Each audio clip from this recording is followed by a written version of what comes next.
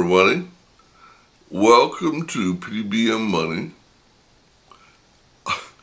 I just realized I had done 20 or 30 minutes on this video and realized I forgot to turn the machine on. So if my voice sounds a little raspy, it's because I've done this once. We are today wrapping up our series on the Zero Money Down videos, and those videos talked pretty much about my life when I was in the business 30 years ago. And if you haven't watched them, you should go back and watch them because they're pretty entertaining. This video, however, is going to be a little bit more touchy-feely for me, because we're going to call this one the Ode to Teresa. And I'll say right up front, and I've told everybody that would ever listen, I could never have done anything without her. We were a team. We operated as a team. No question at all. So, right after we got married, we started the real estate, and we went at it full, hard, and heavy. And she participated in the cleaning, the renting, the showing. She was responsible for writing the bills because she was working on a CPA account. Her CPA certificate. So one of the problems that we ran into was liquidity.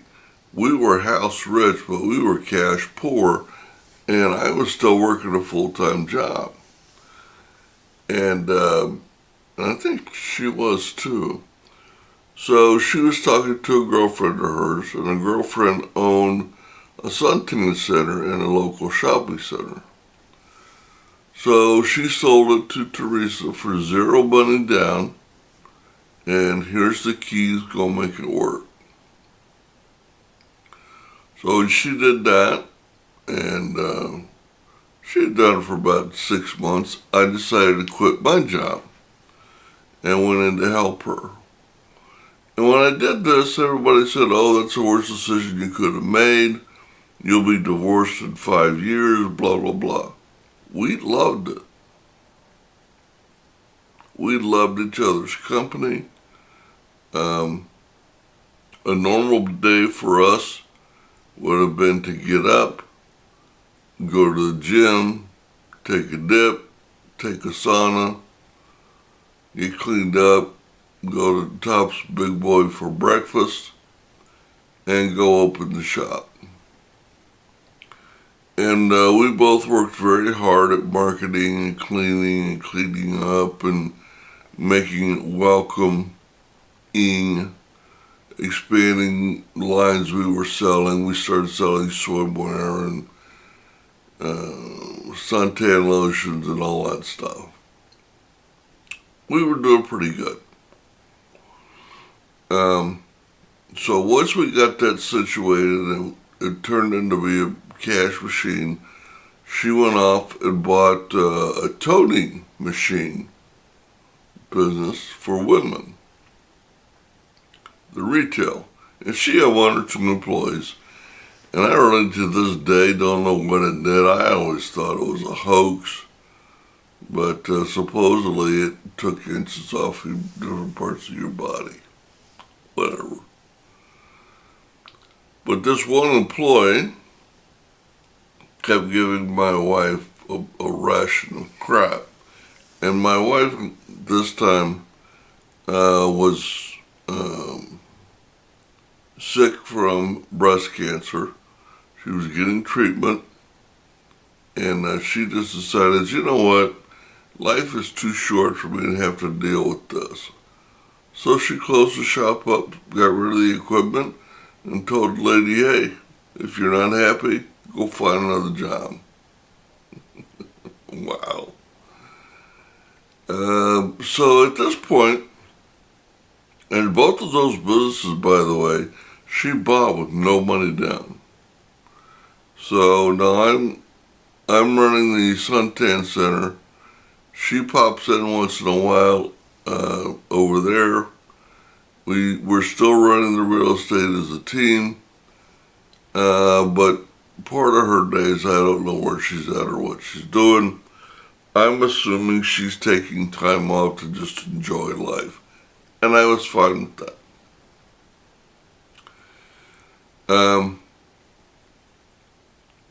So one day, she comes to me and she says, I want to sell Mary Kay Cosmetics and I need X amount of money. And I said, absolutely not. That's a waste of money. And she said something that I've never forgotten, nor will I ever. And she said,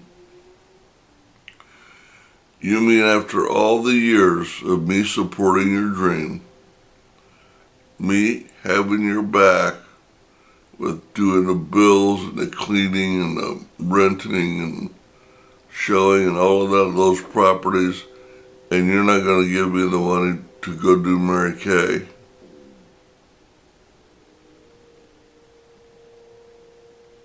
I felt like a very big jerk. I said, absolutely, I will go grab a checkbook. So she went and did that, and I will say, she worked at it harder than most. She stayed with it longer than most. And I would say she probably did better than most. I have no idea what money-wise she did, because she took care of all the bills for all the businesses and rentals and everything. But she eventually got tired of it. I think she figured out that I was right. I never said I told you so. But anyway, by the time she was done, we had a mountain full of crap in her closet and whatever.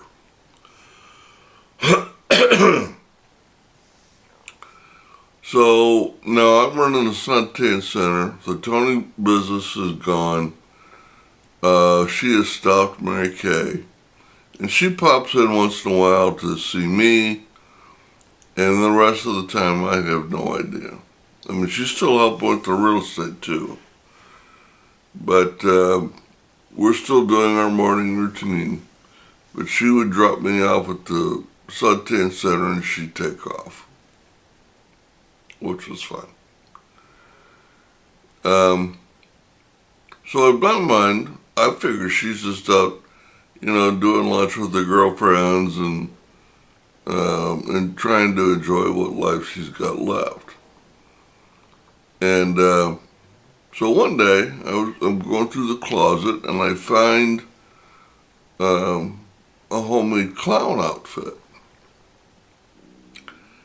And I asked her, I said, so what's this about? And she said, oh, that's my new business. I said, really? Now, I don't know if you're old enough to remember, but this is before computers, where everything was listed in the local newspapers. So if you wanted like a balloonogram or a candygram or anything like that, any message delivered to anybody, you would pay somebody to go deliver it. They would give the message and then give the gift, the plant, the candy, the balloons, whatever. And her shtick was she would sing. I never got to hear one of them. She would never do one for me. Because she wanted something that was hers. I never understood that, but whatever. She wanted something that was hers strictly from the ground up.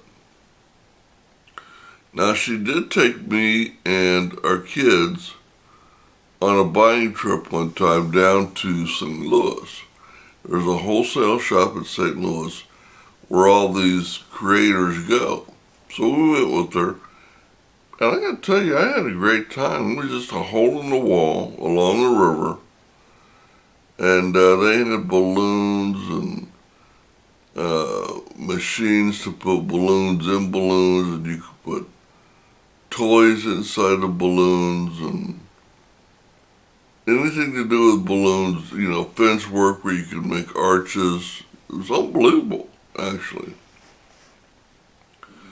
So we went on a couple of buying trips with her. And on the way out, I said, wow, that was quite a bit of money. And that's what she told me. She said, Brian, I have not taken one dime out of the family budget. I started this on my own.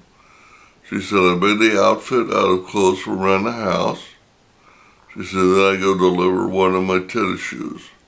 And I took that money and went and bought some floppy clown shoes. Then I go deliver one or two more, and then I bought a clown hat. Then I did a couple of more, and I did the makeup and the nose and the blah blah. I said, well, that's okay. And again, I still don't know what she made, but she had a great time because I guess she couldn't drive, so she had to have her girlfriend drive her to the addresses and deliver it, and then she'd come home. And I thought, wow, that is pretty darn cool. So when I say Ode to Teresa, I mean not only did she help me with the properties, but she opened or purchased 4 different businesses with no money down. I couldn't do that, but she did. And she took the money from those businesses and built other businesses.